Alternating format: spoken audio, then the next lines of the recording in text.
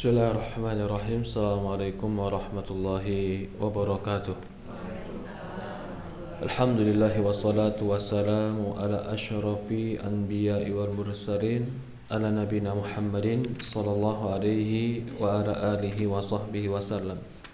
Ashhadu an la ilaha illallah wahdahu la syarika lah wa ashhadu anna Muhammad abduhu wa rasuluhu la nabiyya ba'd.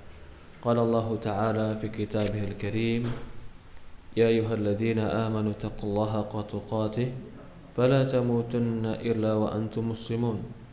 Wa qala Allah subhanahu wa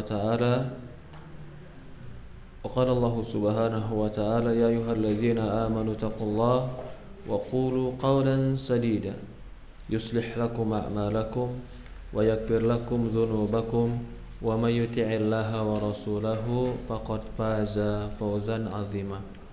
Alhamdulillah, segala puja dan puji syukur kita panjatkan hanya kepada Allah Subhanahu wa taala Rabbal alamin, serta salawat dan salam selalu tercurahkan kepada baginda Nabi kita Muhammadin sallallahu alaihi wa ala alihi wa sahbihi wasallam, kepada keluarganya, kepada para sahabatnya, juga orang-orang yang mengikuti dan mencintainya ila yaumil qiyamah.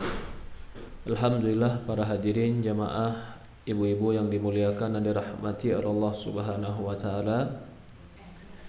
Hari ini Allah mudahkan kita berkumpul di masjid ini. Silahkan duduk, Ibu.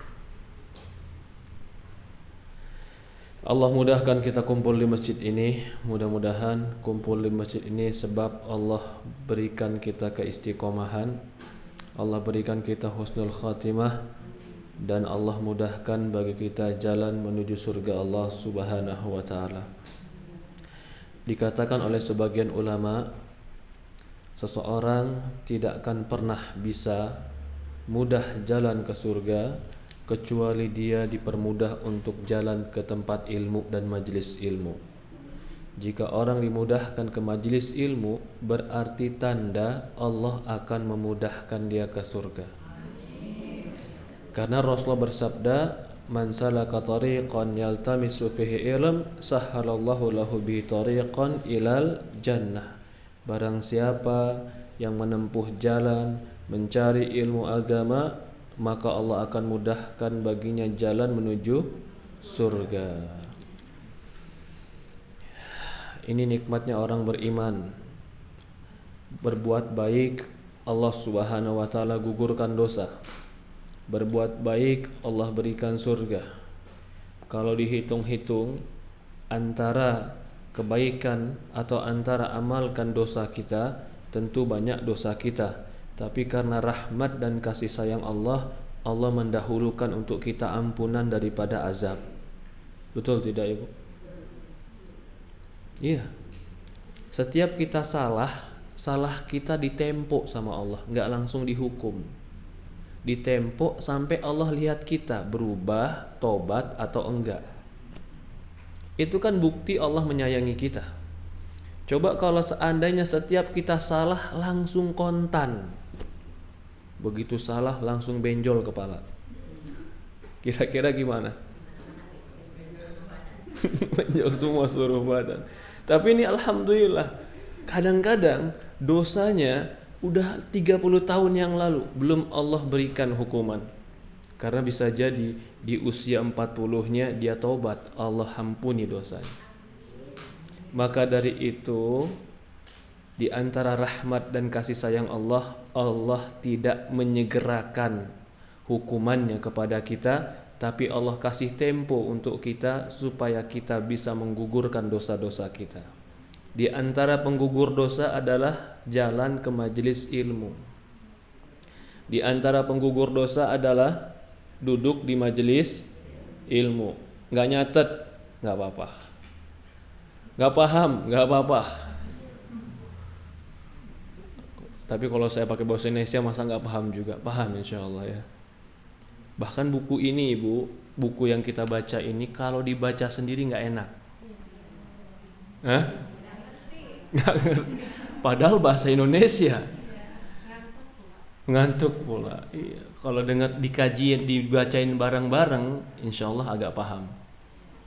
Apalagi kalau kita bahasa Arabnya kita baca, ini bahasa Arabnya akan banyak makna-makna yang kita akan pahami. Intinya duduk di dalam majelis ilmu itu nggak pernah rugi. Dosa kita diampuni. Jangan bilang habis waktu, nggak bakalan pernah ada habis waktu kalau waktu itu untuk ibadah. Habis waktu itu ketika waktu tidak digunakan untuk bermanfaat. Itu namanya habis waktu. Ya tidak Ibu? Kalau waktu kita digunakan untuk kebaikan, habis waktu sia-sia atau kebaikan? Kebaikan. Coba saya mau tanya, saya sebenarnya nggak tahu. Ibu-ibu, kebanyakan ibu rumah tangga kan? Iya. Kalau lagi nggak kajian, waktu duha ngapain di rumah? Bercocok tanam, bagus, masih. Sholat duha, nggak mungkin sholat duhanya sejam, nggak mungkin. Sholat duhanya 5 menit, ngantuknya lebihnya. Nonton YouTube-nya setengah jam kajian, 45 menit hiburan, kan gitu. Jadi kita duduk di sini, ketemu teman, silaturahmi, dapat ilmu, dapat pahala, diangkat derajat, digugurkan dosa, ya tidak? Asal satu niatnya karena Allah. Kadang-kadang ada niatnya cuman ingin pelarian dari rumah, udah bosan saat di rumah. Enggak ya. Maka itu ada hadis, ketika malaikat mencari majelis ilmu, ada malaikat yang Allah tugaskan untuk mencari majelis ilmu. Ketika malaikat itu duduk, malaikat melihat. Setelah itu malaikat duduk mempersaksikan, malaikat kembali ke Allah. Allah tanya, kenapa mereka berkumpul? Apa yang mereka mau? Apa yang mereka takutkan? Ya Allah, mereka berkumpul karenamu. Apa mereka pernah melihat aku? Enggak pernah. Apa yang mereka mau dariku? Mereka mau surga. Apa mereka pernah lihat surga? Enggak pernah.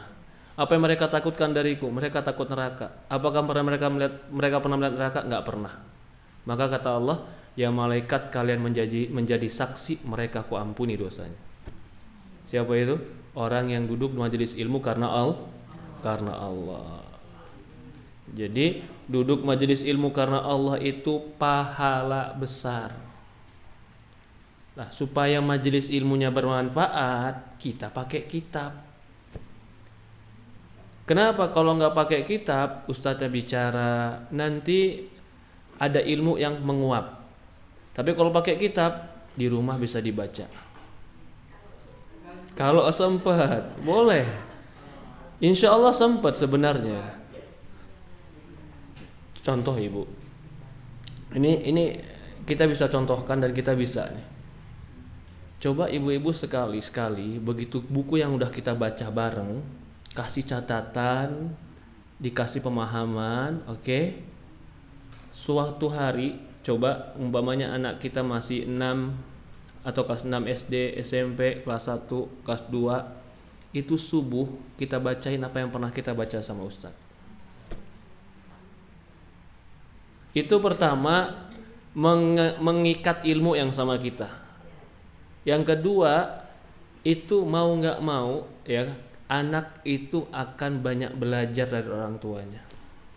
Kadang-kadang kita canggung, Ustadz kan saya bukan ustazah. Iya, kamu ngajar anak juga bukan berpenampilan ustazah, seperti belajar bareng sama anak. Nah dek, ibu kemarin belajar ini. Belajarnya, ayo kita masuk. Dampak buruk maksiat di halaman 127. Kita bahas sekarang ini. Apa itu dampak buruk maksiat? Kemarin sudah kita ambil beberapa di antaranya. Ya. Hari ini kita akan masuk ke dalam pembahasan bahwasannya maksiat memiliki beberapa dampak yang buruk, bahkan tercela, serta membahayakan hati dan badan. Ini penting. Membahayakan hati dan membahayakan badan. Yang pertama hati dulu yang diserang, kemudian badan yang terserang.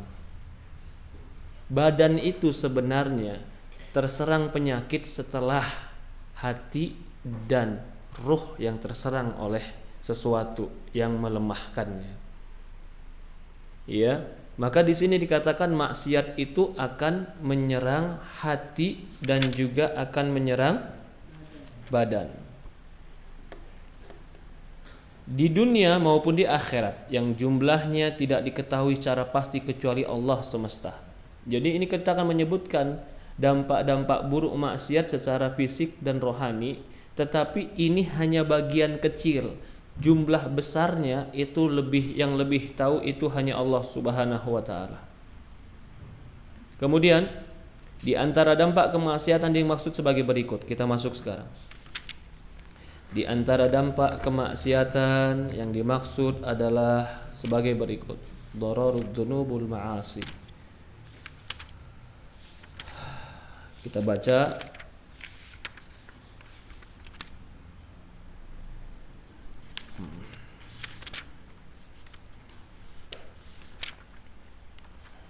Berkata Imam Ibnu Qayyim rahimahullah ta'ala, di antara bentuknya yuwallidu ba'dahu ba'dha ma sababu lahwin abd fasu'unud dzunub.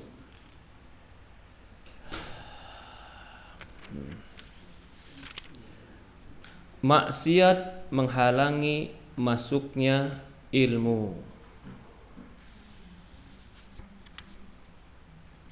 Maksiat itu diantaranya adalah, kata Imam Al-Qayyim, hirmanul ilm.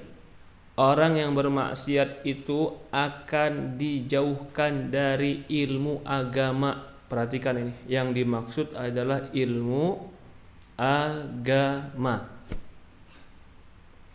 Loh, kalau jauhkan ilmu agama gimana Ustaz? Gak apa-apa kan, biasa aja. Padahal seseorang itu jika dijauhkan dari ilmu agama berarti seperti dia berjalan di tengah malam dijauhkan dari cahaya. Kalau jauh, kita nih hidup, kalau kita salah yang halal, yang haram, yang benar, yang salah kita nggak tahu, apa yang terjadi bagi kita? Kerugian. Saya mau contohkan begini. Orang kalau jalan malam, Ibu kalau jalan malam, di jalan yang jalanan itu Ibu nggak tahu, tapi nggak ada cahaya, bahaya nggak jalan Ibu? Gelap. Dampaknya apa kalau ternyata gelap? Jatuh. Oke. Luka. Iya nggak? Rugi nggak kita? Bahaya nggak itu? Kalau nggak punya ilmu agama, jatuhnya bukan dunia, jatuhnya akhirat. Dia nggak tahu, selama ini dianggap itu nggak masalah, nggak dosa. Ternyata dia dosa.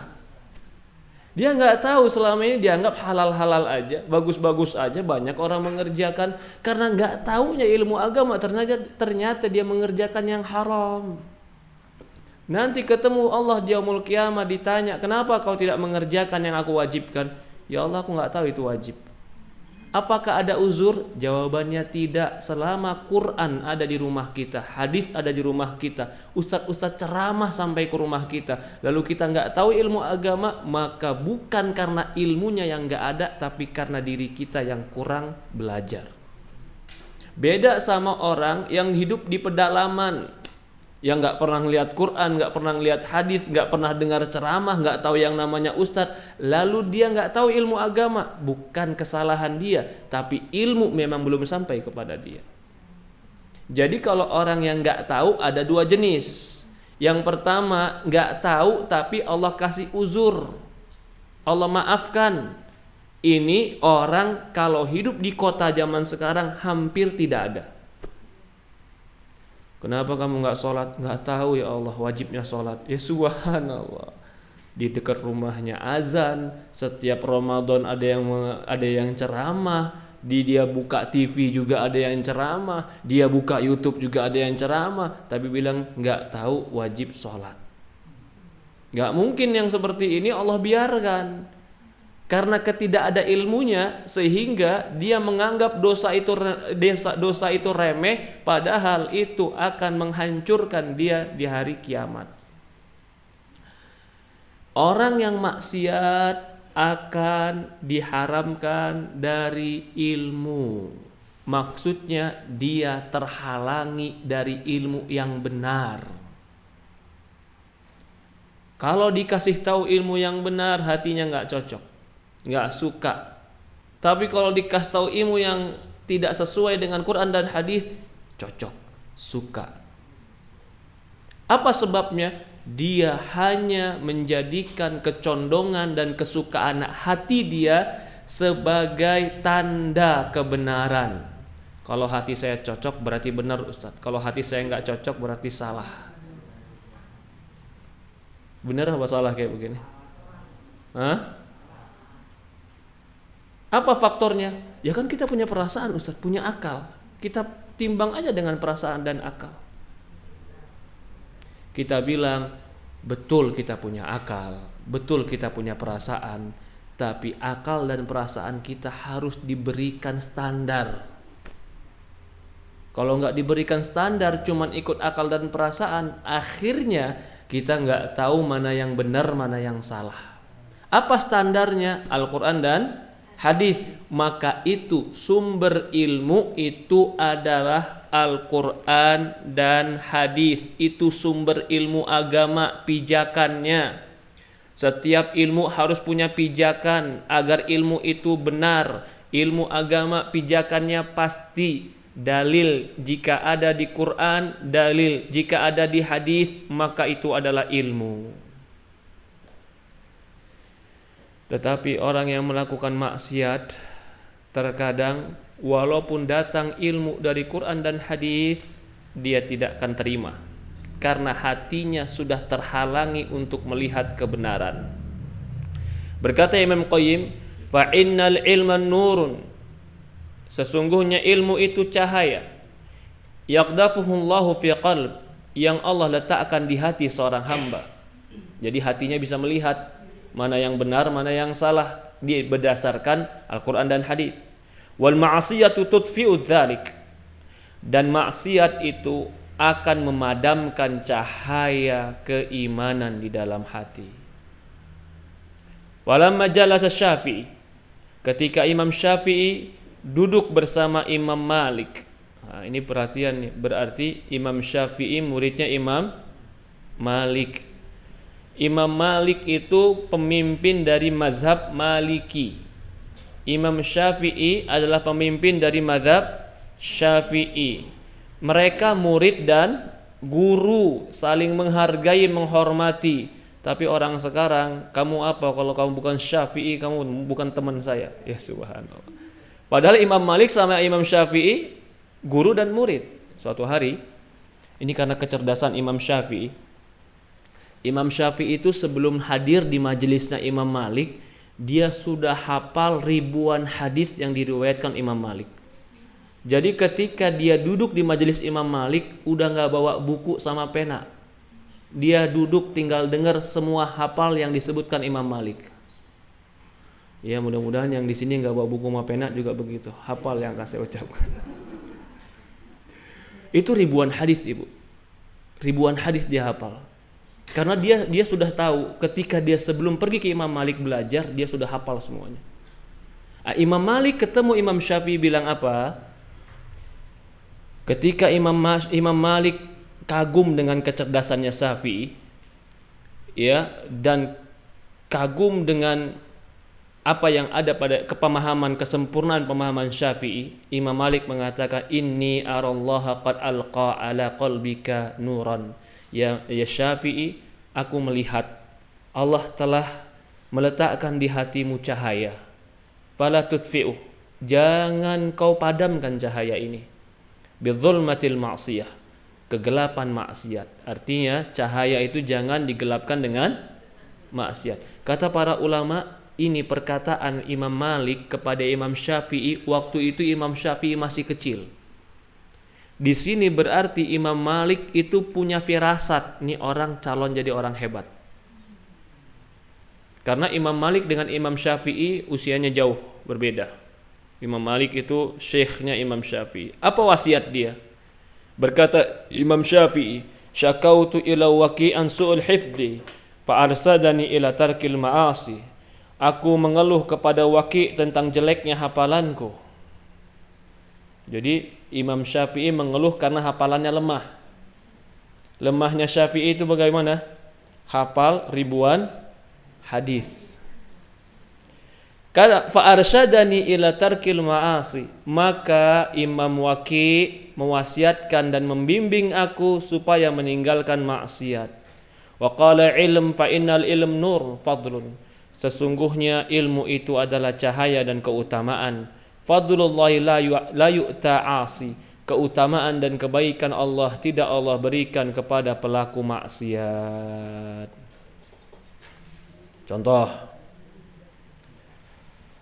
Contoh ya. Kalau ini mungkin Imam Syafi'i dengan ilmu-ilmu menghafal hadis, menghafal Quran, pemahamannya luar biasa, karena kalau dia maksiat ilmunya hilang. Kalau kita contohnya adalah baca Quran. Ini kita baca Quran, sama-sama yang kita baca adalah Quran terjemahan. Ada satu orang yang baca Quran terjemahan, begitu baca bukannya paham malah pusing. Ini maksudnya gimana? Akhirnya begitu dia baca, dia malas bacanya, dia tutup terjemahan. Gak pernah lagi dia baca buku terjemahan Quran.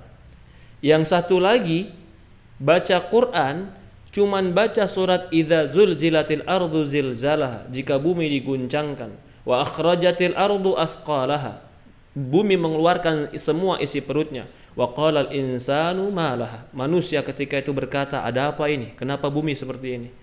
Ada orang yang baca ayat ini saja tiba-tiba bergetar hatinya, menangis mengingat Allah. Yang dibaca sama-sama Al-Quran, sama-sama terjemahan. Tapi kenapa yang satu merasa hampa dan ketika membaca merasa tidak tersentuh? Dia tutup Quran. Kenapa yang satu begitu baca dia langsung tersentuh, langsung dia merasakan bahwasannya ayat ini adalah peringatan buat dia. Apa bedanya? Itu yang dikatakan ilmu itu cahaya. Jadi orang yang hatinya meninggalkan maksiat, jauh dari kedengkian, hasad, apalagi dari kesyirikan, mudah hatinya menerima ilmu.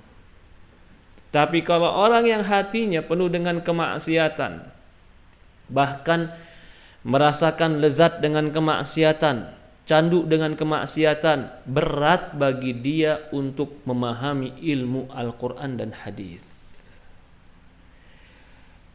Jadi ilmu itu tidak akan masuk kecuali kepada orang yang Allah berikan taufik, dan salah satu sebab Allah berikan taufik adalah hati jangan diisi dengan maksiat kepada Allah. Contoh lain, ini sering contoh ini, duduk di kajian yang sama, di ustadz yang sama, di waktu yang sama, mendengar yang sama. Yang satu begitu mendengar pulang ke rumah terngiang ilmu tadi. Betul ya, saya harus lebih baik. Betul ya, saya harus mengingat akhirat. Betul ya, hidup ini gak lama. Teringat terus ilmunya. Kenapa? Hatinya ada cahaya. Di majelis yang sama, di waktu yang sama, dengan ustadz yang sama, ada juga orang duduk yang sama. Begitu dia pulang, jangankan sebelum pulang sampai rumah, di jalan aja udah lupa tadi ustadz ngomong apa. Jangankan menyentuh, lupa udah. Kenapa? Al ilmu nur, ilmu itu cahaya. Nah kita sekarang belajar di sini, duduk bareng-bareng, baca kitab bareng-bareng. Apa sih tujuannya? Menghidupkan cahaya ilmu di hati. Apa buktinya bahwasannya hati itu telah dipenuhi dan diisi dengan ilmu? Buktinya dalam hati selalu mengagungkan Allah dan meninggalkan apa yang Allah benci. Jadi kunci daripada ilmu dan puncak daripada ilmu di hati itu takut kepada Allah. Itu kunci dan puncak daripada ilmu. Kalau dia takut kepada Allah, maka dengan takutnya dia bisa baik. Dengan takutnya dia bisa meninggalkan maksiat. Dengan takutnya terkadang dia bangun malam. Kenapa? Takut sama Allah.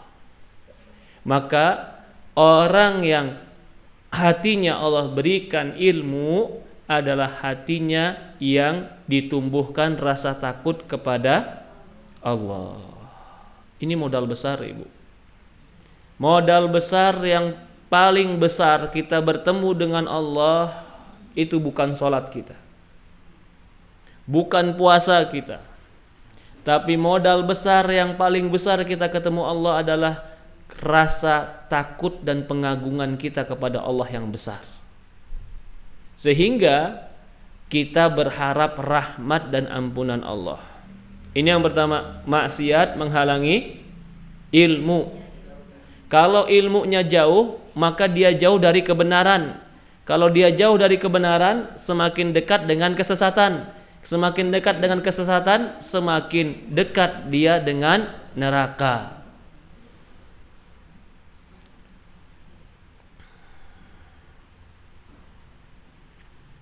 Karena ada orang yang hatinya dicondongkan kepada kesesatan. Ada atau tidak?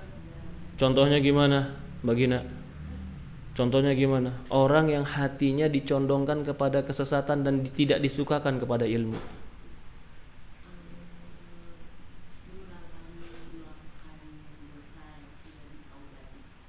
Itu salah satu cirinya.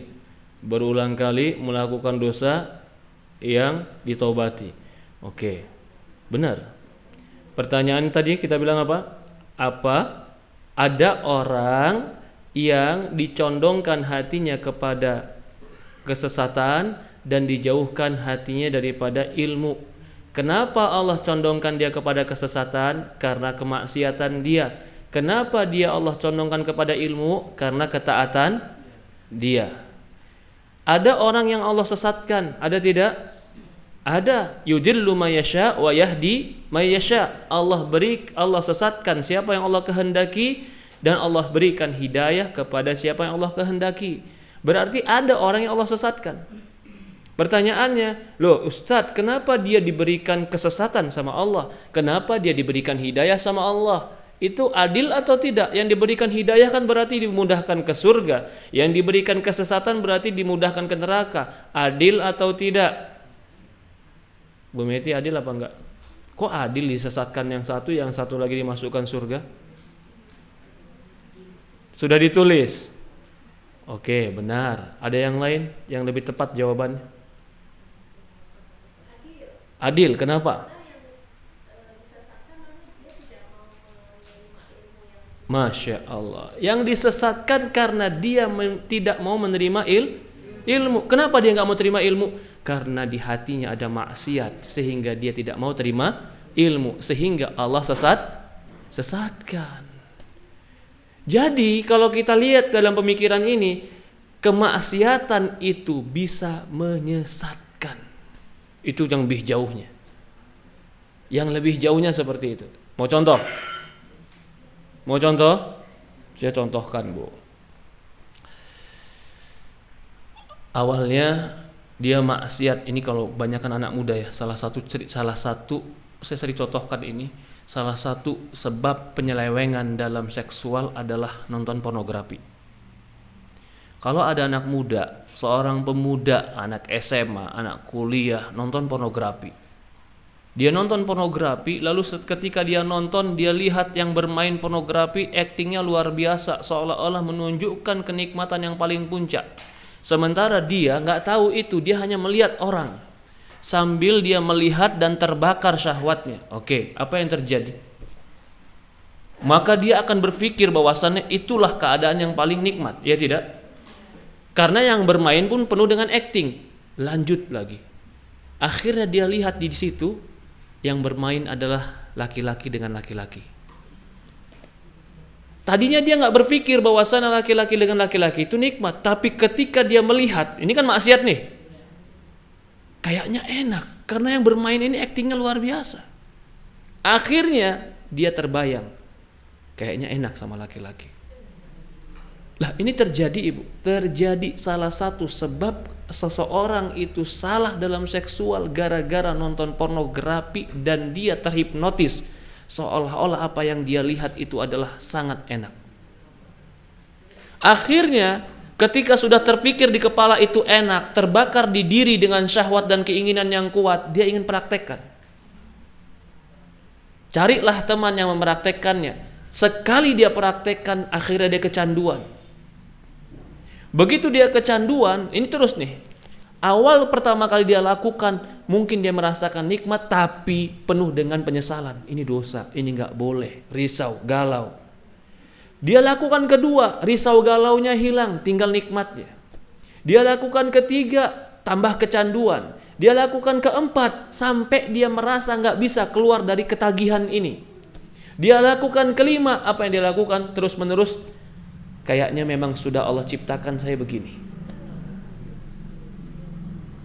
Sehingga nanti kalau ada orang yang mengatakan gak boleh homoseksual itu keluar dari tabiat, enggak, memang sudah ciptaan Tuhan.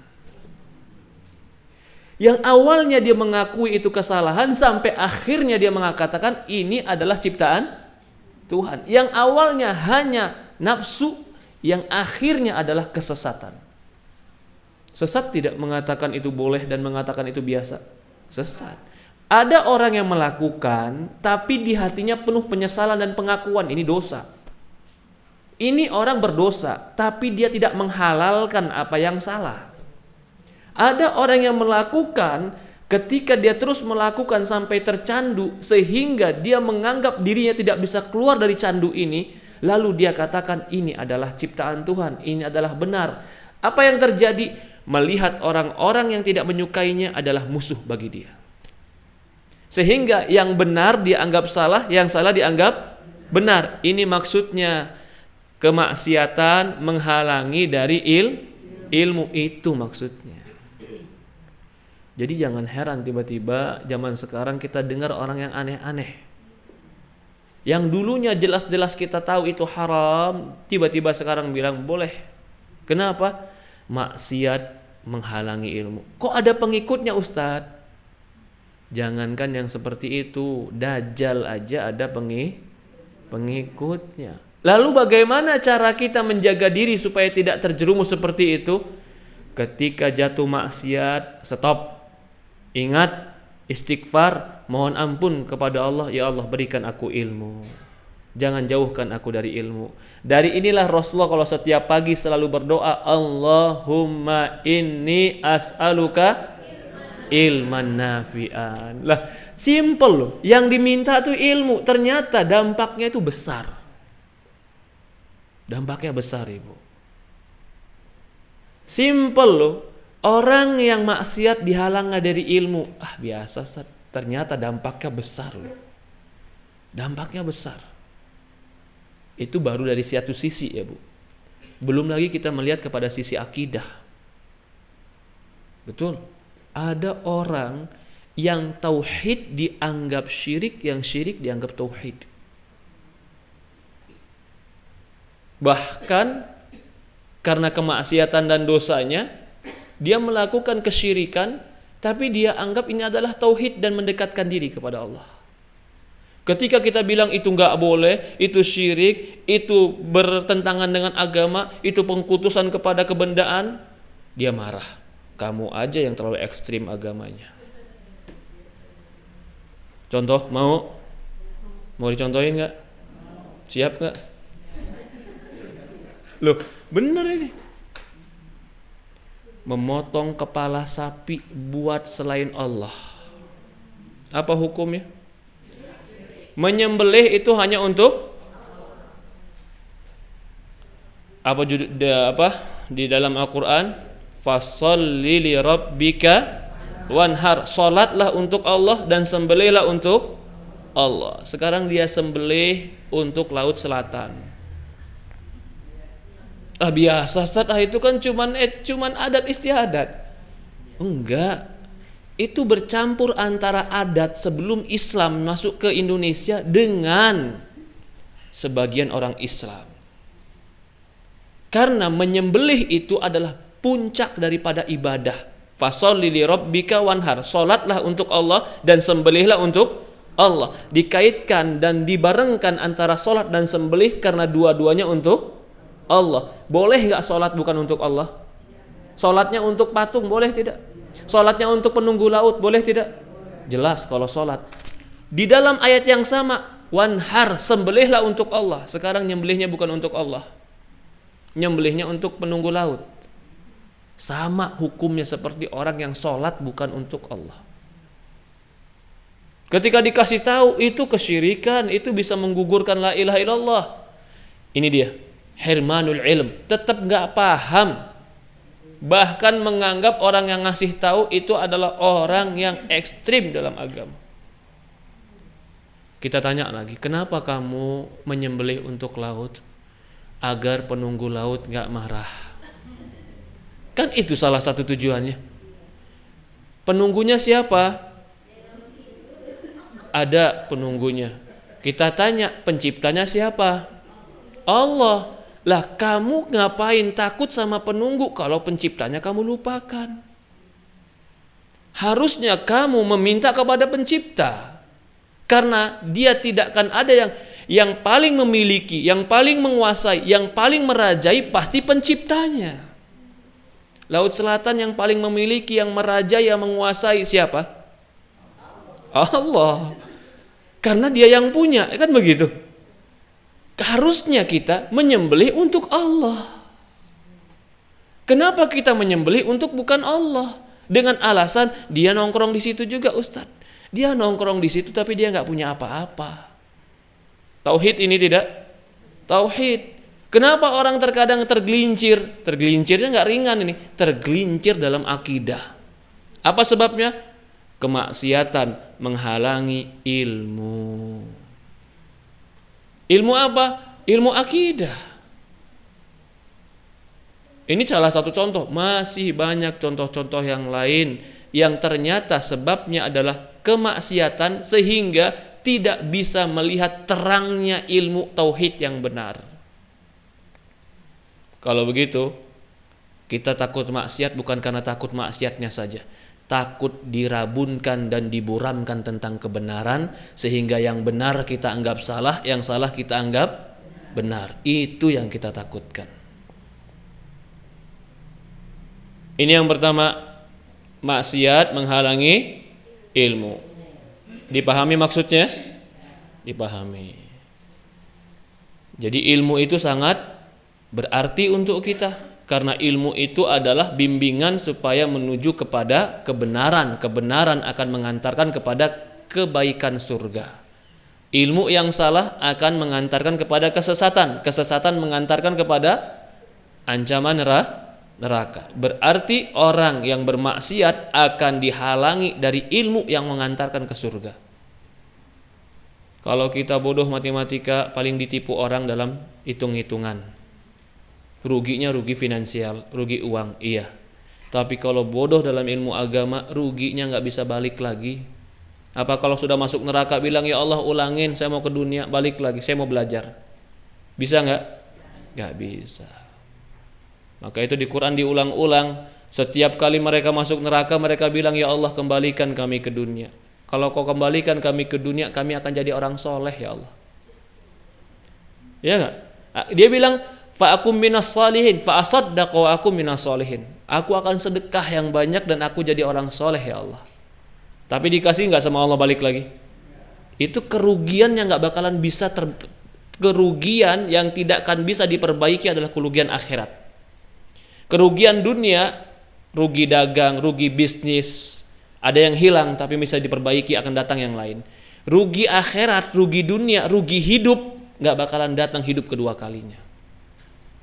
Tidak akan ada kesempatan kedua kali. Maka dari itu di dalam Quran ketika mengatakan rugi, Allah tidak mengatakan rugi tentang harta. Tapi Allah mengatakan innal insana lafi, manusia dalam kerugian. Apa di depannya? Wal asri, demi kesempatan, demi waktu. Karena kesempatan gak datang dua kali. Rugi yang mungkin datang kedua kali kesempatan untuk memperbaikinya, ruginya gak seberapa. Rugi dagang masih bisa kesempatan memperbaiki. Rugi bisnis, rugi apapun. Tapi kalau rugi usia kita yang habis untuk sia-sia, hidup kita yang habis untuk sia-sia, itu kerugian yang gak bisa diulang lagi. Sudah selesai. Walaupun kita katakan ya Allah, bahkan di Quran dikatakan lau yaftadi, kalau seandainya aku bisa yaftadi. Yaftadi itu bayar fidyah, ku tebus.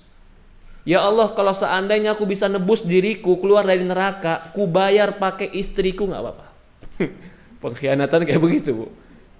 Pasangan seperti itu nanti yaumul qiyamah. Ya Allah, ambil istriku, ambil pasanganku, ambil suamiku. Kalau nggak cukup, ambil anakku. Kalau nggak cukup juga, ambil keluargaku semua. Apa tujuannya? Lepaskan aku dari neraka, biar mereka aja semua.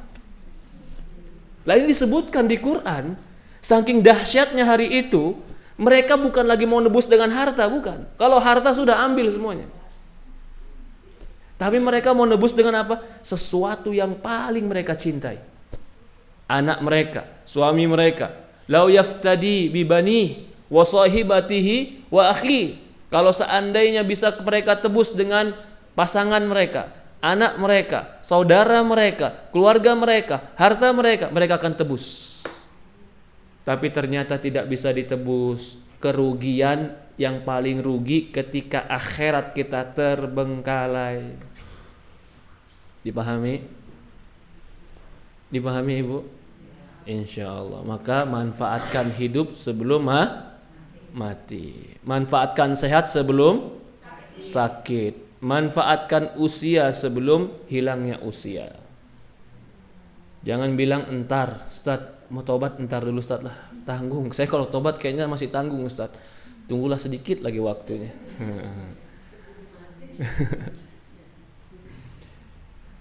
Toh juga kalau kita di atas ketaatan, apakah kebahagiaan akan hilang? Tidak. Orang yang menganggap kalau dia taubat dan kembali kepada Allah akan hilang kebahagiaannya, berarti dia belum mengerti nilai bahagia. Karena nilai bahagia sebenarnya tutmainnatun nafs. Bahagia itu dasarnya adalah ketenangan jiwa. Itu bahagia dasarnya. Dan ketenangan jiwa itu ada pada orang yang beriman. Maka Allah panggil di Quran, ya ayatuhan nafsul mutmainnah. Orang beriman Allah katakan apa? Wahai jiwa yang tenang. Allah gak pernah katakan jiwa tenang itu adalah orang-orang yang punya dunia semisal. Ya ayatuhan nafsul mutmain, irji'i ila rabbiki radiyatan mardiyah. Poin yang pertama, kita ulang lagi, maksiat menghalangi dari ilmu. Penjabarannya sudah saya jabarkan tadi, jangan lupa dipahami bahwasannya ilmu sangat kita butuhkan. Yang kedua, maksiat menghalangi hirmanu rizqi, menyebabkan terharamkan dari rizki. Oke. Maaf ya. Saya mau contohkan sesuatu. Orang yang maksiat akan diharamkan rizki untuk dia. Kalau yang saya lihat, salah satu maksiat saya mau contohkan nih. Salah satu maksiat yang sering dilakukan laki-laki adalah berzina. Iya, umpamanya nih. Saya melihat kebanyakan laki-laki yang mudah berzina diharamkan rizki untuk dia. Rizki apa yang diharamkan? Rizki keluarga yang sakinah. Biasanya orang-orang yang suka maksiat dan berzina diharamkan ketentraman dalam diri dia. Itu kan rizki. Punya anak, punya istri, punya pasangan setia yang saling mencintai, itu rizki luar biasa. Gak bisa dinilai dengan harta. Ya tidak. Orang yang maksiat bisa jadi diharamkan rizkinya. Rizki apa? Banyak. Ada yang diharamkan rizki sehat, sehingga dia sakit terus. Ada yang diharamkan rizki akal sehat, sehingga akalnya berubah. Kapan itu? Ketika dia habis dengan narkobanya, diharamkan rizkinya. Tetapi Imam Ibnu Qayyim di sini ingin menegaskan bahwasannya kalau maksiat menghalangi dari rizki. Contoh dalam sebuah hadis. Dalam hadis, innal abda la yahrumu rizqa bidzambin yusibuh. Sesungguhnya seorang hamba diharamkan itu berarti dia apa itu? Dilarang, enggak dikasih sama Allah. Bisa jadi seorang hamba dilarang dari sebuah rizki dikarenakan dosa yang dia lakukan. Loh, kalau orang bilang, Ustadz ada orang maksiat rizkinya limpah-limpah Ustadz. Bahkan semakin dia maksiat semakin dia, iya. Itu nanti poin berikutnya, Allah acuhkan orang seperti itu. Allah cuekin dia. Allah kasih apa yang dia mau. Ya, dia mau duit banyak, padahal pikiran dia dalam hati, kalau saya banyak duit, saya bisa berzina, saya bisa minum khamar, saya bisa. Allah kasih duitnya. Berarti Allah biarkan dia untuk berzina, maksiat. Itu namanya istidraj. Nah, ini kalau sekarang ini ada juga orang yang dikarenakan kemaksiatannya Allah tahan rizki untuk dia.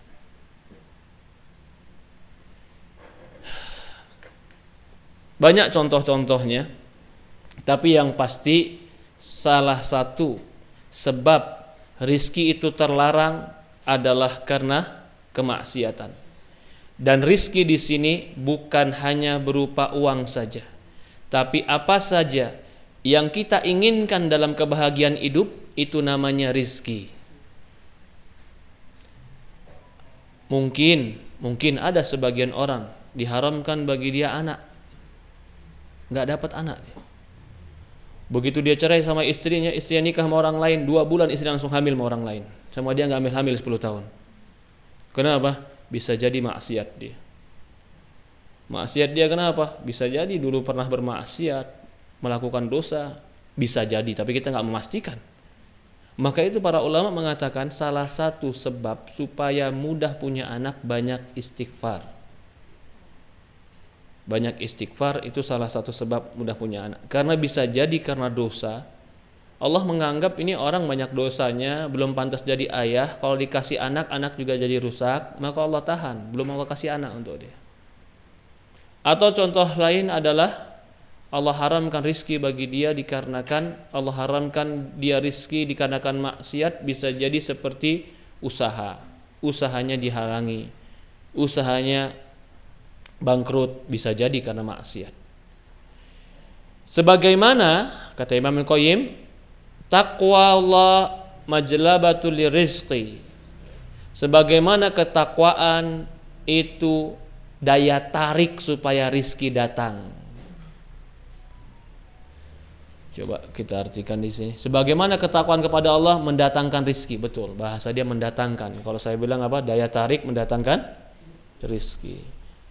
Lah bukan takwa itu sebab rizki, tapi karena kita takwa itu sebab Allah kasih kita rizki. Allah mudahkan kita, Allah lapangkan kita, Allah berikan kepada kita sesuatu yang di luar kemampuan kita atau di luar prediksi kita. Dalilnya Al-Quran. Allah berfirman dalam Al-Quran, wa may yattaqillaha yaj'al lahu makhraja wa yarzuqhu min haitsu la yahtasib. Kata Allah dalam Al-Quran, barang siapa yang bertakwa kepada Allah, yaj'al lahu makhraja, Allah akan berikan jalan keluar dari setiap problematika dia. Wa yarzuqhu, dan Allah akan berikan dia rizki. Min haitsu la yahtasib, dari arah yang dia nggak sangka, tiba-tiba dapat aja. Wah, ini penting nih. Surat apa ya? Itu di juz 28 ya. Wa may yattaqillaha yaj'al lahu makhraja wa yarzuqhu min haitsu la yahtasib. Nanti sebentar lagi saya cari. Maksiat menghalangi rizki, ketakwaan sebab mendatangkan rizki.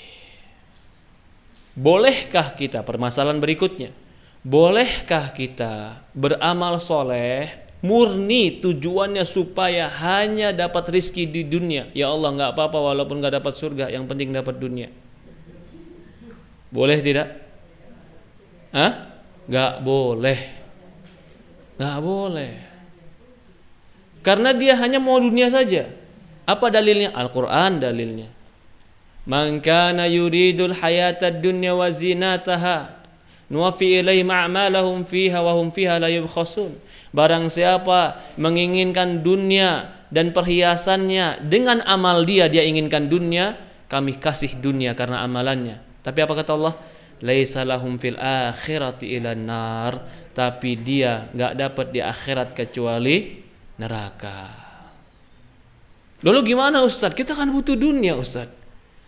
Silahkan, kau butuh dunia, tapi jangan lupakan niat untuk akhiratmu. Ustadz, saya mau sedekah supaya sedekah saya memudahkan rizki saya. Boleh tidak?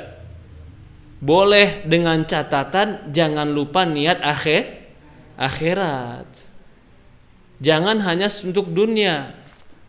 Jadi ini berkaitan, kita masih berkaitan kemaksiatan menghalangi rizki. Berarti pemahamannya ketaatan dan amal soleh mendatangkan rizki. Cabang masalah, bolehkah kita beramal soleh tujuannya hanya rizki dunia? Jawabannya jangan. Tetap harus ada tujuan akhirat.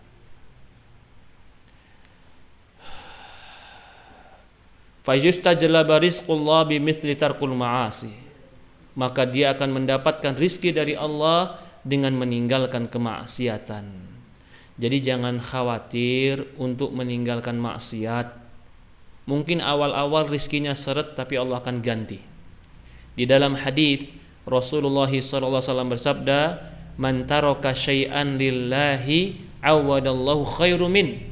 Kata Rasulullah SAW, barang siapa yang meninggalkan sesuatu karena Allah, Allah akan gantikan untuk dia lebih baik dari apa yang dia tinggalkan. Jadi kalau kita meninggalkan maksiat, insya Allah Allah ganti yang lebih baik. Yakin. Dan ingat sekali lagi, rizki itu bukan hanya uang. Ternyata begitu dia tinggalkan yang haram, memang rekeningnya nggak segemuk yang dulu, tapi badan dia lebih gemuk daripada yang dulu. Mungkin rekeningnya nggak sebanyak yang dulu, tapi dia sehat, nggak pernah sakit-sakit lagi. Dulu rekeningnya gemuk, banyak uang, tapi kepalanya migrain tiap hari. Subhanallah. Ya, maka itu sekali lagi kita pun harus pahami, jangan pernah kalau Ustadz katanya ketakwaan mendapatkan rizki, kok rizki saya nggak jalan-jalan Ustadz, begini-begini aja. Lah, yang perlu diperbaiki juga cara berpikir kita tentang rizki. Rizki itu bukan hanya dolar. Kalau dolar, bukan hanya rupiah. Anak soleh tiba-tiba penghafal Quran, Masya Allah. Masya Allah. Oh, ini rizki juga ini namanya, tapi rizki. Mudah-mudahan jadi rizki anak yang soleh juga. Masya Allah. Ya enggak? Lah banyak rizki itu bukan hanya uang itu saja intinya. Kita ketemu orang-orang yang baik yang enggak berkhianat kepada kita, rizki. Kita bertemu orang-orang soleh yang tidak bikin pusing kita, rizki juga. Ketemu tetangga yang luar biasa baik, rizki juga. Badan sehat enggak pernah sakit, rizki juga. Karena sehat itu mahal. Maka kalau kita nggak pernah sakit atau sakitnya yang paling sakit-sakit flu, pusing sedikit ya manusia lah, kan kita bukan robot. Pusing sedikit wajar. Tapi kalau Allah berikan itu kemudahan bagi kita, berarti Allah berikan kebaikan untuk kita. Bisa jadi Allah larang dan Allah halangi sebuah rizki dikarenakan kemaksiatan yang kita lakukan. Oke, lanjut. Udah berapa ini dampak maksiat? Kedua. Sekarang mau masuk yang ketiga. Sudah 45 menit pertemuan kita. Lanjut lagi. Wa minha, di antara dampak kemaksiatan, kalau suka melakukan kemaksiatan, wahsyatun yajiduhal 'asi fi qalbihi bainahu wa bainallah. Dia akan merasakan keterasingan antara dirinya dan Allah. Apa sih maksudnya keterasingan? Hampa. Hampa bisa. Ini kalau diterjemahkan hampa. Kalau saya mengatakan wahsy itu bukan hanya hampa. Hampa itu enggak ada isi dan kosong, itu hampa kan? Bagaimana maksudnya? Antara dia dan Allah itu ada wahsy. Antara dia dan Allah itu ada jarak dan gap. Gak nyambung. Sehingga apapun yang berkaitan dengan Allah gak nyentuh hati dia. Ini orang lagi di majelis taklim, kenapa sih tuh orang majelis taklim pakai nangis? Biasa aja, lebay pakai nangis. Kenapa dia bilang begitu? Wahsy. Di hati dia itu ada jarak dengan Allah. Sehingga dia nggak ngerti kenapa orang kok bisa kayak begitu. Kenapa sih orang kalau pergi ke Ka'bah itu pakai nangis-nangis? Biasa aja, nggak usah pakai nangis. Wash. Hati dia ada kehampaan, ada kekosongan. Yang kekosongan itu dia nggak bisa merasakan nikmatnya dekat diri dengan Allah. Bisa nggak orang bisa coba ceritakan apa rasanya ketika nikmatnya nangis kepada Allah? Gimana cerita? Ya gimana ya Ustaz? Ya pokoknya plong aja deh, pokoknya plong aja. Iya. Kalau dia tidak pernah merasakan, dia tidak akan pernah bisa menceritakan. Seandainya diceritakan oleh orang lain, cerita itu tidak bisa menggambarkan hakikatnya. Lalu orang yang maksiat, dia tidak akan bisa tergambarkan bagaimana hatinya dipenuhi dengan cinta kepada Allah. Maka hatinya hampa. Dengar nasihat hampa, baca Quran hampa, sholat hampa. Bahkan bisa jadi sholat bukan lagi hampa. Hampa itu berarti bukan lagi kerasa nikmat. Gak ada nikmat, bahkan terasa beban sama dia. Tapi kalau orang beriman, zikirnya saja dia bisa rasakan indahnya mengingat Allah. Salatnya dia bisa merasakan dekatnya diri dengan Allah. Apa itu? Hatinya penuh dengan keimanan. Kenapa dia bisa hampa hatinya? Karena tidak akan mungkin bisa bergabung antara hak dan batil. Jika di dalam hatinya sudah dipenuhi dengan kemaksiatan, yaitu kebatilan, maka al-haq Allah itu tidak akan bisa bercampur di situ. Harus dia keluarkan dulu di hatinya sesuatu yang batil sehingga Allah akan masuk ke dalam hatinya.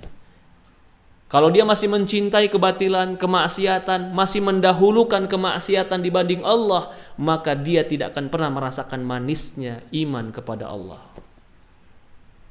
Kalau dia masih mendahulukan nafsunya dibanding perintah Allah, maka dia akan tetap merasa hampa dirinya dari Allah. Dari itu Rasulullah mengatakan, wallahi la yu'min, wallahi la yu'min. Tidak kalian beriman, tidak kalian beriman sampai akuna ahabba ilaihi min waladih wa walidih wa nas ajma'in. Sampai kalian jadikan aku lebih kalian cintai dibanding diri kalian, keluarga kalian dan seluruh manusia.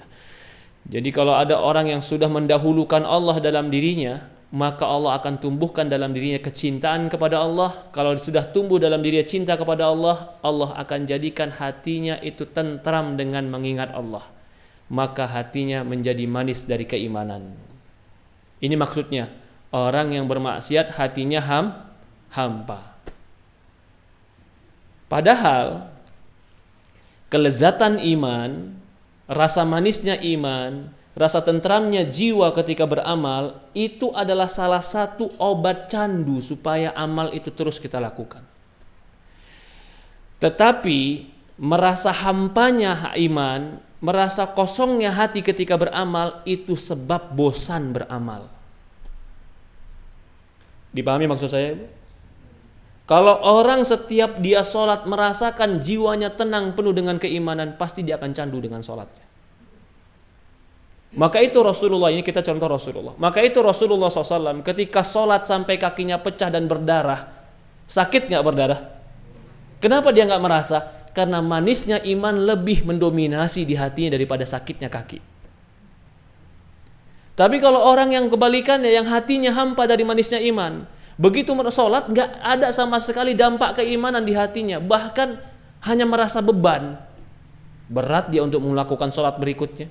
Bahkan ketika dia sholat pun bisa jadi dia tidak menikmati sholatnya. Kenapa? Karena dia tidak merasakan manisnya keimanan. Sebabnya kemaksiatan. Lalu kalau begitu dipahami, maka jika kita ingin hati kita merasakan manisnya keimanan dan lezatnya mengingat Allah, pertama kali adalah lepaskan diri dari maksiat dan dosa dengan cara taubat. Rabbana zalamna anfusana. Ya Allah, aku ini pembuat zalim. Ya Allah, aku ini pelaku kezaliman. Fa illam taghfir lana wa tarhamna, kalau kau tidak kasihani aku, kalau kau tidak rahmati aku, lanakunanna minal khasirin, pasti aku akan menjadi orang yang merugi. Ini maksud wahsy, kehampaan. Tapi wahsy itu bisa diartikan juga adanya keterasingan jiwanya dengan Allah, keterasingan dirinya dengan Allah, sehingga apapun yang berkaitan dengan Allah dia merasa nggak cocok, nggak enak, nggak nyaman, nggak suka. Yang itu akan mengantarkan kepada bosan dan tidak suka ibadah. Ala tawazinuha wa la tuqarinuha ladzatul aslan. Masya Allah. Tidak akan pernah dia rasakan dan tidak akan pernah dia mencicipi kelezatan yang sebenarnya. Walau istama'at lahu ladzatud dunya. Kalau seandainya berkumpul sama dia semua kelezatan dunia. Walam tafi bitilkal wahsyi. Walaupun berkumpul kepada dia semua kelezatan dunia, tapi dia tidak merasakan kelezatan keimanan ini, maka tidak akan pernah merasakan kelezatan yang sebenarnya. Meskipun seluruh kelezatan dunia terkumpul padanya, tetap saja ia tidak akan mampu menutupi rasa hampa tersebut. Masa nggak nyaman aja dalam dirinya, rasanya nggak enak aja dalam dirinya, ada yang kurang aja. Ini terbukti sebenarnya. Banyak orang terbukti begini. Kelezatan dunia berkumpul sama dia, tapi ternyata nggak ada kelezatan dalam hati dia. Banyak ya contoh-contoh seperti ini ya. Ya tidak? Orang yang terkenal, apa sih yang dia nggak punya? Apalagi dulu penyanyi yang dulu terkenal sekali sampai mobilnya dilapisi emas. Wah, apa yang dia nggak punya? Makan dia punya, mobil aja lapis emas. Semua dia punya, dia nggak punya satu, hati dia kosong. Karena dia bingung mau cari isi hati kemana, bingung dia, nggak ada yang membimbing dia. Coba sekali suruh putar Ka'bah, nangis di hadapan Allah, rindu akan balik ke Ka'bah lagi. Coba sekali dia itikaf, wah ini itikaf juga merindukan ya Bu. Sekali-sekali kita kalau punya waktu itikaf, tapi betul-betul itikaf, jangan itikafnya jama'i. Kalau itikaf jama'i kadang-kadang ngobrolnya lebih banyak daripada tadaburnya. Ya, itikaf juga kadang-kadang menambahkan kelezatan iman itu. Kelezatan iman kepada Allah. Wa hada amrun la yuhassu bihi illa man fi qalbi hayatun. Perkara ini tidak akan pernah dirasa kecuali yang hatinya hidup. Wa ma li jarhi bimaytin ilamun. Adapun yang mati tidak akan pernah merasakan luka. Yang mati nggak pernah merasakan luka. Begitupun hati. Hati yang sudah mati nggak bisa merasakan lagi nikmat, udah nggak tahu lagi rasa nikmat, nggak tahu lagi rasa yang sakit. Maksudnya sakit di sini adalah hampa. Wa syakar rajul ila ba'dil 'arifin wahsyatan yajidu fi nafsi. Sebagian falau lam tudrikud dunub illa hadran min wuqu'i tilkal wahsy lakana akil hurriyan bitarkiha. Kalau seandainya tidak ada alasan untuk meninggalkan dosa kecuali dia takut hatinya hampa, ini sudah sebuah alasan cukup bagi dia tinggalkan dosa. Mau tidak hampa, jangan dikira orang yang melakukan dosa itu artinya terhibur, enggak, pasti hampa. Walaupun dia bilang cari hiburan, dia akan haus terus cari hiburan karena enggak terhibur dia.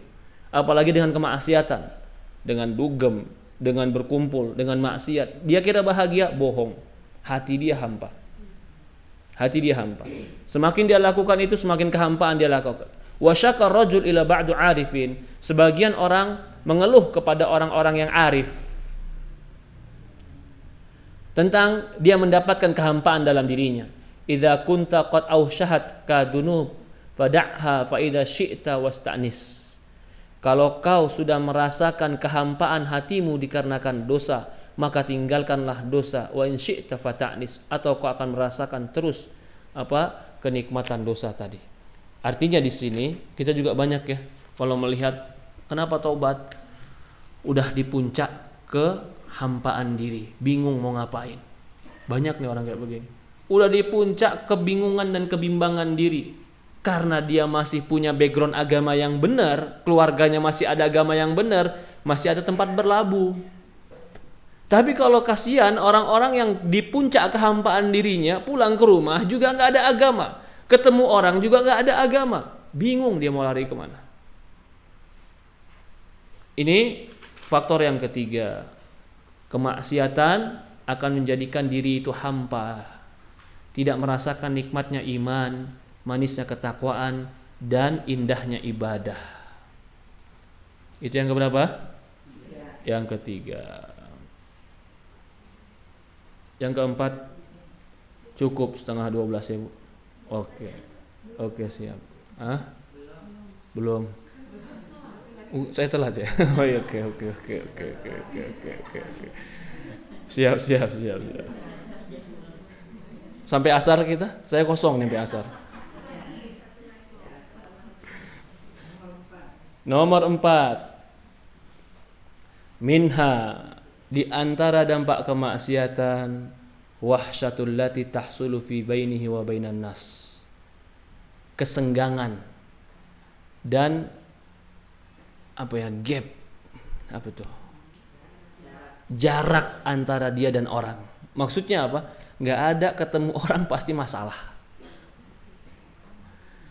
Nggak ada ketemu orang pasti jadi musuh.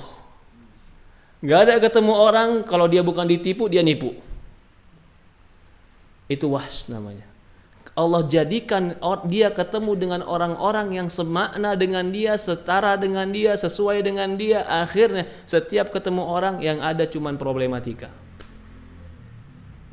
Gak ada orang yang mencintai dia, menghargai dia, menyayangi dia, menyanjung dia. Gak ada. Yang ada adalah orang yang menjatuhkan dia, orang yang mengkhianati dia, orang yang dengki sama dia. Wahsy. Kenapa? Karena jiwanya seperti itu. Karena Allah akan jodohkan jiwa dengan pasangan yang sesuai. Begitupun teman. Coba saja Bu. Orang yang tiap malam dugem, suruh duduk di majelis ini. Pasti ada gap. Ya tidak? Gak enak nih perasaan. Padahal kita gak apa-ngapain. Cuman gak enak aja perasaannya. Coba ibu-ibu yang di sini suruh sekali ikut ngedugem. Baru masuk, ini apaan Ustaz, kok isinya jurik semua ini. Umpamanya seperti itu. Kenapa? Hati itu akan sesuai dengan lingkungan. Hati yang maksiat akan bertemu dengan orang-orang yang sama, yang akhirnya orang jahat ketemu dengan orang jahat. Jadinya dia dengan orang lain pun ada jarak. Gak ada yang satu hati sama dia. Ketemunya masalah, ketemunya berantem, ketemunya menyakitin, ketemunya khianat, ketemunya dengki, ketemunya hasad. La siyama ahlul khair minhum, lebih lagi kalau kepada ahlul khair. Maksudnya apa? Terlebih lagi dia akan ada jarak kalau kepada ahlul khair, orang yang baik. Ini orang baik gak ngapa-ngapain, cuman ketemu dia, assalamualaikum, salam, dia udah kayaknya nggak cocok lah, ini nggak enak di sini. Itu memang terjadi Ibu. Padahal kita nggak ngapa-ngapain. Tapi begitu ketemu orang yang setipe dengan dia, belum ngomong, baru ketemu wajah ini, baru ketemu fisik, ini kayaknya besti nih. Ini kayaknya cocok nih, teman akrab ini. Allah jodohkan dia dengan orang semisal. Dia nggak suka dengan orang-orang soleh. Padahal orang soleh nggak ngapa-ngapain dia. Lah kalau udah gak suka sama orang soleh, sukanya sama orang jahat, kapan mau berubah baik? Harus hijrah. Maka itu apa sebabnya hatinya suka kepada pelaku maksiat? Karena dia melakukan maksiat. La siyama ahlul khair fa innahu yajidu wahsyatan bainahu bainahum. Dia akan mendapatkan gap, mendapatkan jarak antara dia dan orang-orang soleh. Kullama fuyat tilka wahsy ba'udat minhum. Semakin kuat kemaksiatan yang menyebabkan gap di hati tadi, semakin jauh dia dari orang soleh. Semakin jauh contohnya gimana ya? Saya sering melihat lah umpamanya. Sampai jangankan duduk bersama orang, ya kita mudah-mudahan di majelis taklim itu orang soleh, ya tidak? Pasti soleh enggak? Insya Allah. Pasti enggak kan? Pasti atau insya Allah? Insya Allah. Kita nggak boleh bilang pasti saya soleh, nggak boleh. Kita berharap jadi orang soleh. Insya Allah berbuat sebaik mungkin. Iya kan? Nah, ada orang pelaku maksiat itu terkadang tidak suka dengan orang soleh. Ngapain sih tuh orang jilbabnya gede-gede amat? Biasa aja jadi orang, gak usah gede-gede aja. Hah? So alim, apalagi teroris, apalagi? Hah? Berlebihan. Agama tuh nggak perlu berlebihan. Padahal yang pakai jilbab kita, di kepala kita, di leher kita, baju-baju kita, yang komentar dia. Subhanallah. Kecuali dia kita pegangin, kita pakein jilbab, dia kegerahan, boleh dia komentar. Kita pakai punya kita sendiri. Kenapa? Wah, di hatinya ada gap, ada jarak, yang dia nggak paham apa yang dipahami oleh orang beriman. Dia nggak melihat sesuatu yang dilihat oleh orang-orang soleh. Wa kullama qawiyatil wahsh, semakin kuat ini wahsh ini, semakin kuat jarak ini, maka semakin jauh dia dari orang-orang baik. Wa hurima barakatu intifa'u min, bahkan dia diharamkan berkah kebaikan orang-orang soleh. Apa sih berkahnya orang soleh? Salah satunya saja di akhirat, memberikan syafaat. Betul, itu berkahnya loh, itu yang paling tinggi. Contoh lain, dia nggak pernah bertemu dengan orang soleh, nggak pernah punya teman orang soleh. Kalau mau ketemu orang soleh merasa nggak enak dan nggak nyaman. Akhirnya dia berteman dengan orang-orang yang nggak soleh. Maaf, mungkin nggak sholat, mungkin maksiat, mungkin dosa. Ini saya lihat sendiri kejadian. Apa kejadiannya? Begitu dia meninggal ini. Kebetulan waktu itu saya yang memandikan jenazahnya. Saya mandikan jenazahnya, seketika saya ingin masuk rumahnya, rame itu depan rumahnya. Rame orang nongkrong, rame. Ingin takziah jenazah dia. Ketika saya bilang, ayo sholat. Yang sholat cuma yang memandikan, yang nongkrong tetap nongkrong. Padahal kalau ada 40 orang ahlu tauhid yang memandikan dan menyolati, apa yang terjadi? Dia akan mendapatkan syafaat. Itu kan barokahnya orang soleh. Coba kalau semua yang nongkrong itu datang nyolatin dia, bukan hanya takziah, nyolatin dia dan doain dia, lebih manfaat untuk dia. Lah kenapa sekarang yang datang pada nggak nyolatin dia? Ya karena yang meninggal satu tipe dengan yang datang. Ya tidak? Kan yang datang ketika kita meninggal kan teman-teman akrab kita kan? Nggak mungkin debt collector yang datang, kan nggak mungkin. Debt collector datang ntar setelah bagi waris, dia mau bagi waris dia datang. Lah kalau temannya orang soleh, teman kajian, oh kajian sini saya kenal, kajian saya kenal. Ketika dia meninggal, paling datang teman-teman kajian juga. Yang nyolatin orang-orang soleh, dapat apa dia? Dapat syafaat orang soleh. Mana yang lebih berharga bagi orang muslim? Doa dan syafaat dari orang soleh atau rangkaian bunga selamat meninggal? Hah? Kadang-kadang orang, oh ya saya cari teman yang bisa ngirim rangka bunga yang banyak Ustadz. Ya buat apa? Kalau dia nggak doain kita. Dia nggak ngasih kita karangan bunga, tapi dia ngasih kita doa dari keikhlasan dan kejujuran. Ya Allah, dia ini temanku orang baik, maafkan dosanya. Wah Allah. Bisa jadi itu lebih bermanfaat daripada karangan bunga yang panjangnya 20 meter. Itu barokah orang soleh. Pelaku maksiat akan merasa ganjil jika berkumpul dengan orang soleh, sehingga dia berkumpul dengan orang-orang yang tidak soleh. Akibatnya dia terhalangi dari kebaikan orang-orang soleh. Yang paling ringan lagi, ketemu ini punya teman-teman orang soleh, sama teman yang bukan soleh, cara ketemunya aja beda. Ketemu teman soleh, apa yang kita bilang? Assalamualaikum. Artinya apa ibu? Kesejahteraan, keselamatan untukmu dari Allah. Doa kan? Kalau ketemu teman bukan soleh, ketemunya bilangnya apa? Hai. Bro, apa kabar? Boleh Ustaz? Boleh aja, tapi kan gak ada doa di dalamnya. Ketemu teman majelis, Assalamualaikum, satu orang.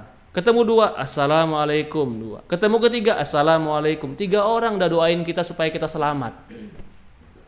Assalamualaikum artinya keselamatan untukmu dari Allah. Selamat apa? Selamat agamamu, selamat duniamu, selamat akhiratmu. Itu kan berkah orang soleh. Biasanya tanya lagi, ini orang kira sebagian orang menganggap ini basa-basi. Temannya ketika bilang assalamualaikum, waalaikumsalam, dia tanya apa kabar? Sehat, alhamdulillah. Tanya apa kabar ini, kata para ulama, sebenarnya ini adalah cara kita bersama-sama bersyukur kepada Allah. Kenapa? Karena dia bukan sedang bertanyanya, dia sedang tunggu harapannya agar dijawab dengan kalimat alhamdulillah. Kalimat alhamdulillah berarti sedang memuji Allah. Berarti pertemuan mereka karena syukur kepada Allah. Allah berikan rahmat untuk dia. Padahal cuma bilang assalamualaikum, apa kabar, alhamdulillah. Lanjut sedikit lagi. Kata dia, barang siapa yang dijauhkan dari orang soleh, maka dia akan didekatkan dengan hizbus syaitan. Hizbus syaitan ini golongan-golongan syaitan. Biqadari ma ba'uda min hizbul rahman. Sesuai dengan jarak dia dari kelompok orang-orang soleh.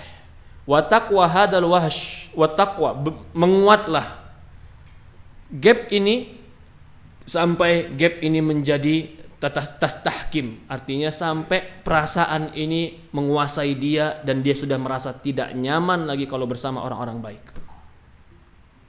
Wa taqa'u baina wa baina imraati wa waladi, sampai gap ini akan terjadi antara dia dan istrinya. Dianya baik, dianya enggak baik, istrinya baik, lama-lama ada jarak terus ini. Atau antara dia dan anaknya baik, dia enggak baik, lama-lama ada jarak ini. Wa bainahu wa baina nafsi, sampai antara dia dan dirinya sendiri. Nah, ini bingung. Gimana maksudnya antara dia dan dirinya sendiri ada gap? Dia sendiri enggak puas dengan dirinya dan enggak suka sama dirinya. Ya. Fatarahu mustauhishan bin nafsi. Wa qala ba'du salaf inni la'asi Allah fa ara dzalika min khuluqid dabati. Maka berkata sebagian para ulama, jika aku bermaksiat kepada Allah, maka aku melihat dampak kemaksiatan itu dalam akhlak kendaraanku dan akhlak pasanganku. Jadinya karena dosa dia langsung nampak ada sesuatu dampak antara dia dan pasangan keluarganya. Maka itu Rasulullah mengatakan dalam sebuah hadis, tidaklah dua orang saling mencintai kemudian fafarraqa bainahuma, kemudian keduanya pisah, bertikai, bercerai, illa bisababi dzanbin, kecuali disebabkan dosa salah satunya atau keduanya. Ini maksudnya wahsy tadi. Yang tadinya harmonis bisa jadi berantem, yang tadinya nyaman bisa jadi enggak nyaman, yang tadinya baik bisa jadi jelek. Kenapa? Bisababi dzanbin, disebabkan dosa. Cukup yang keempat, insyaallah yang berikutnya adalah disebabkan dosa akan jadi sulit urusannya. Itu di poin yang ke-5. Membuat segala urusannya berantakan, sulit. Kenapa kita bahas dampak-dampak dosa? Kenapa Bu? Kenapa Bu Meti? Kenapa kita bahas dampak-dampak dosa? Karena kita banyak dosa dan kita berusaha meninggalkan dosa. Ingat aja, bukan dosanya tapi ingat dampaknya. Nanti kalau dosa bisa dijauhkan dari ilmu, dijauhkan dari rizki, bisa dijauhkan dari kebaikan, bisa juga dijauhkan dari Allah, dihilangkan kelezatan ibadah. Ya, Allahu a'lam. Ada pertanyaan? Tafadhol. Silahkan Ibu.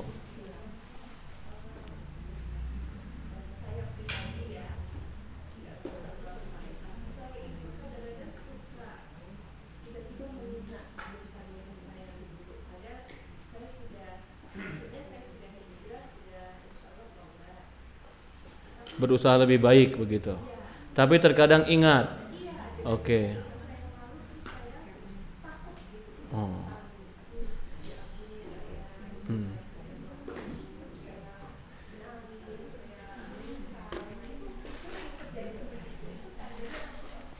Perhatikan. Ada orang, dan ini banyak ya, teringat dengan dosanya. Itu baik atau jelek? Jawabannya, kalau kau mengingat dosamu sehingga menjadikan kau maksimal dalam ibadah tanpa melahirkan putus asa, maka mengingat dosa itu adalah kebaikan. Tetapi kalau kau ingat dosamu sehingga kau putus asa dari kebaikan dan kau mengatakan sudahlah saya ini penghuni neraka saja, itu termasuk waswas syaitan. Jadi ini salah satunya kenapa kita terkadang berdosa, karena ternyata dosa bisa menyebabkan kita lebih khusyuk dekat kepada Allah. Kenapa Nabi Adam berdosa? Karena Nabi Adam dengan dosanya dia lebih banyak taubat kepada Allah. Maka itu Rasulullah mengatakan, kalau seandainya kalian tidak pernah berdosa, kata Rasulullah, Allah akan ganti kalian dengan satu kaum yang berdosa.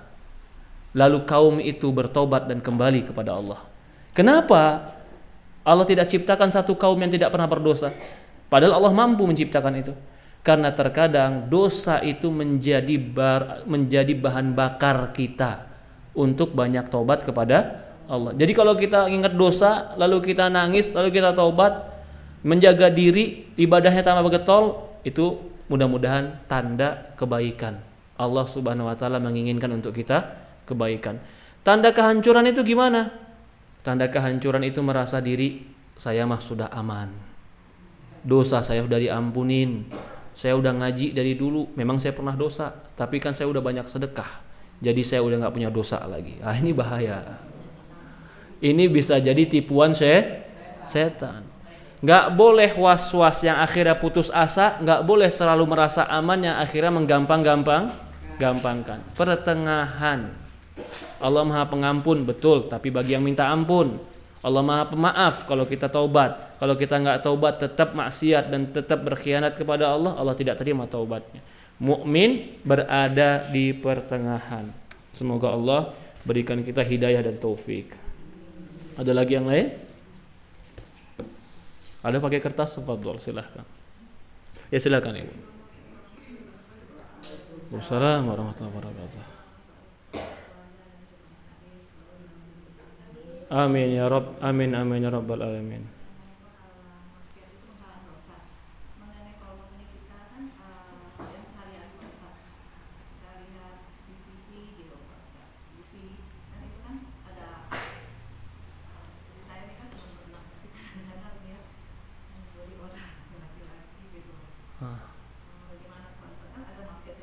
Iya, betul.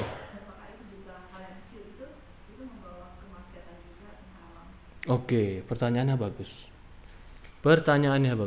Kenapa? Kadang-kadang kita lupa dengan dosa yang kecil. Kita anggap dosa itu ya zina aja, dosa itu minum khamr aja. Padahal di keseharian kita nih banyak dosa. Mata kita dosa, telinga kita dosa, mulut kita dosa. Kadang-kadang pikiran kita yang mengantarkan kepada kejelekan juga dosa. Walaupun kadarnya beraneka ragam, ada yang besar, ada yang kecil. Loh kalau gitu kita hidup dosa semua dong Ustaz. Iya. Loh kalau gitu gimana kita mau hidup Ustaz? Maka itu Allah katakan rahmatku dan ampunanku lebih besar daripada azabku. Selama kita coba hitung sebab-sebab dosa banyak. Sekarang kita hitung sebab-sebab pengampun dosa. Lebih banyak lagi. Makan baca alhamdulillah sebab pengampun dosa. Pakai baju baca bismillah sebab pengampun dosa.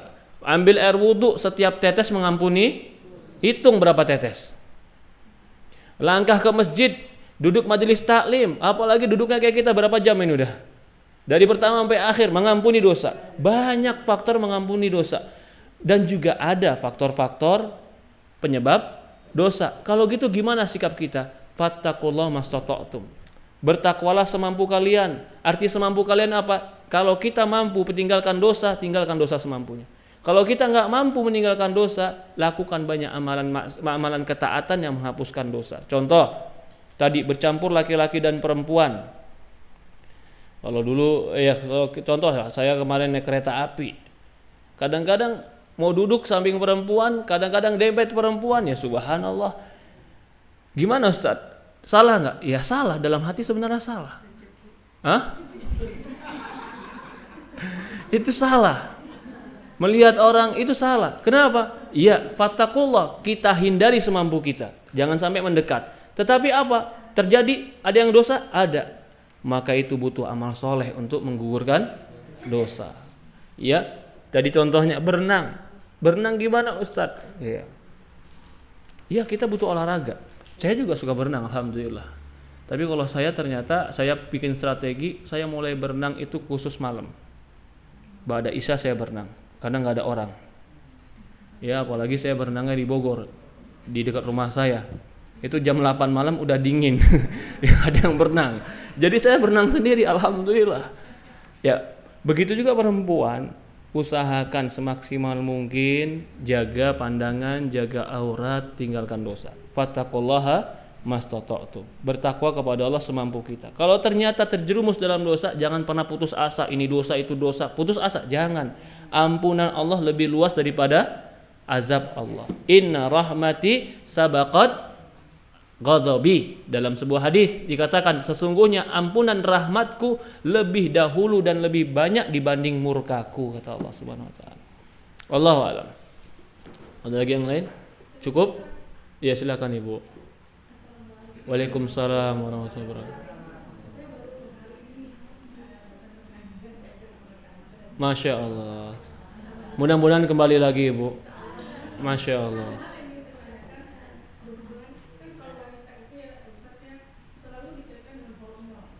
Jadi ada masanya kadang-kadang kita gelisah, nggak nyaman, terus dibilang gini, kita ini lagi nggak enak, mungkin mau kata bilang, tapi kalau kita ke suami, kamu istighfar, kamu begini, gitu. Tapi kita tidak bisa gitu. Oke. Masa-masa yang seperti itu, saya berpikir ini bisa setan atau mempengaruhi hormon itu yang mengganggu. Oke. Perempuan ada waktunya dia tidak ibadah kepada Allah. Bahkan dia terlarang ibadah kepada Allah. Yaitu waktu-waktu dia haid.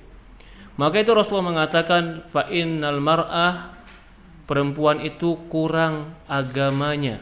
Kenapa? Karena dia ada libur dalam beragama. Dan kurang akalnya. Kenapa? Karena 2 persaksian wanita senilai dengan 1 persaksian laki-laki. Lalu kalau ditanya, Ustadz kadang-kadang ya ada perasaan seperti itu, kita udah istighfar masih tetap ada. Oke, maka jawabannya, perhatikan. Yang namanya pertolongan Allah bukan selamanya musibah atau masalah yang kita hadapi itu hilang, bukan. Tapi yang namanya pertolongan Allah itu adalah kita mampu menghadapi musibah selama musibah itu ada. Kegalauan, kegundahan tetap ada Ustadz, tapi kamu mampu menghadapinya, kamu tetap sabar menghadapinya, kamu tetap di atas kebaikan. Berarti itulah bentuk pertolongan Allah untuk dirimu. Dipahami maksud saya, Bu? Jadi jangan kita berpikir, ya Allah aku lagi ada masalah, kelilit begini. Ini contoh masalah lainnya. Ada masalah, galau dia. Masalahnya gak diangkat sama Allah, tetap dia kelilit umpamanya. Tapi dia dikasih kemampuan oleh Allah sabar. Dikasih kemampuan oleh Allah menghadapi itu dia bisa. Berarti Allah tolong dia dari sisi lain, kekuatan, kesabaran. Bukan masalahnya dicabut, tapi Allah kasih dia kekuatan. Lah sama seperti kita tadi, ada waktunya kita nggak enak hati. Itu manusiawi. Iman yazid wa yanqus, kata Rasulullah SAW. Iman itu naik dan turun, wajar. Tapi yang jadi masalah ketika kita galau dan turun iman sampai melakukan maksiat, itu yang nggak boleh. Tapi kalau kita dalam keadaan galau, turun iman, tapi tetap di atas ketaatan, tapi kerisauan itu tetap ada, berarti kita masih di atas kebaikan. Dari itu Rasulullah mengatakan, inna likulli amalin sirrah wa inna likulli sirratin fatrah. Setiap amalan ada semangatnya, ada iman ada naiknya. Setiap iman ada turunnya. Barang siapa yang turun imannya tetap di atas ajaran agamaku, dia telah di atas hidayah. Jadi kalau pertanyaan ibu tadi, sama semua orang begitu. Adakah waktunya orang itu datang malas ibadah? Ada. Siapa yang di sini yang nggak datang malas ibadah? Bahkan bisa jadi malas lebih banyak daripada rajin. Tapi apakah malas itu harus dihilangkan? Terkadang bukan malas yang dihilangkan. Kita dikasih kekuatan melawan malas, walaupun malasnya ada. Jadi ketika dikasih kekuatan untuk melawan malas, kekuatan itulah bentuk pertolongan Allah untuk kita. Iman lagi lemah, lagi galau, lagi sumpek, lagi kesel, tapi tetap di atas kebaikan dan mampu bersabar, berarti pertolongannya bukan hanya bentuk dihilangkannya kegalauan, tapi diberikan kekuatan untuk menghadapi kesempitan tadi. Ini yang pasti ada bagi setiap mukmin. Jadi kalau kata suami itu istighfar, tapi tetap ada Ustadz. Ini korelasinya gimana? Katanya istighfar, tobat, sholat, tapi tetap ada Ustadz. Iya, belum tentu kamu istighfar, sholat hilang itu kegalauan. Tetapi apa? Lalu gitu kenapa sholat? Kenapa istighfar? Karena kalau kau sholat dan kau istighfar, itu cara kamu minta perhatian dengan Allah agar Allah berikan kau kekuatan. Kan kita butuh kekuatan dari Allah kan? Untuk sabar, untuk lapang dada, butuh kekuatan gak dari Allah? Butuh.